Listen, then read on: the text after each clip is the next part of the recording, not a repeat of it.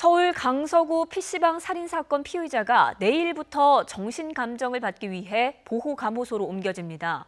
청와대 국민청원 게시판에는 심신미약을 이유로 처벌이 감경돼서는 안 된다며 게시판이 생긴 이후 가장 많은 77만 명이 참여했습니다.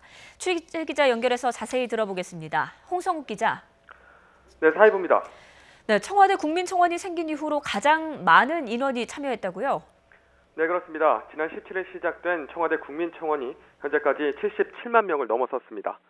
이번 청원 내용은 강서구 PC방 살인 사건의 피의자가 심신미약으로 처벌이 약해질 수 있다며 이를 반대한다는 내용입니다. 청와대 국민청원에 올라온 글 중에 가장 많은 역대 최다 추천수를 기록했습니다. 마감까지 20일 넘게 남았기 때문에 추천 인원은 앞으로도 더 늘어날 것으로 보입니다. 지난 14일 발생한 서울 강서구 PC방 살인 사건. 30살 김모 씨는 아르바이트생 21살 신모 씨가 불친절하다며 흉기로 찔러 살해했습니다. 우발적인 사건으로 보였지만 경찰의 미흡한 대응이 도마 위에 오르며 논란이 되기도 했습니다.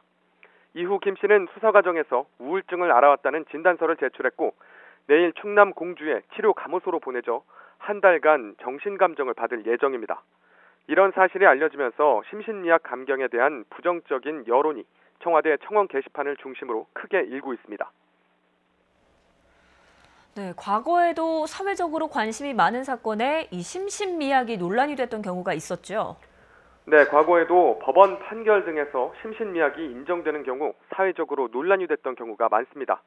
대표적인 사건이 지난 2008년 8살 아이를 납치해 성폭행한 조두순 사건입니다. 검찰은 무기징역을 선고해달라고 요청했지만 조 씨가 만취 상태였다는 이유로 징역 12년이 선고돼 당시에도 상당한 논란이 됐습니다. 최근 조두순이 출소하지 못하게 해달라는 청원이 있기도 했습니다. 또 다른 사건은 지난 2016년에 발생한 강남역 살인 사건입니다. 상가 화장실에서 30대 남성 김모 씨가 20대 여성을 아무런 이유 없이 흉기로 찔러 살해한 것인데요. 이 사건 역시 검찰은 무기징역을 요청했지만 조현병 증상 등 심신미약 상태를 고려해 재판부는 징역 30년을 선고했습니다. 심신미약이 인정되면 형량의 최대 절반까지 감형받을 수 있지만 과거 사례로 볼 때 법정에서 인정받기는 쉽지 않습니다.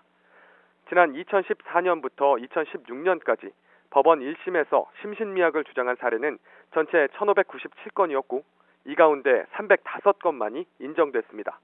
5건 중 1건 정도로 10명 중 8명은 인정받지 못하고 있습니다.